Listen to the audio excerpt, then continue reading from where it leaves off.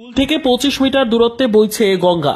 একের পর এক ভিটে মাটি জমি গিলে ফেলার পর গঙ্গা এবার এগিয়ে আসছে স্কুলের দিকে। এবারে নদী গর্ভে যেতে বসেছে গোপালপুর অঞ্চলের একমাত্র হুকুমাতটোলা প্রাইমারি স্কুল। মানিকচকের গোপালপুর অঞ্চলের বিস্তীর্ণ এলাকা জুড়ে গঙ্গা ভাঙন অব্যাহত। বারবার আবেদন করা সত্ত্বেও স্থায়ী ভাঙন রোধের কাজের কোনো ভ্রুক্ষেপ নেই কেন্দ্রীয় সরকার বা রাজ্য সরকারের।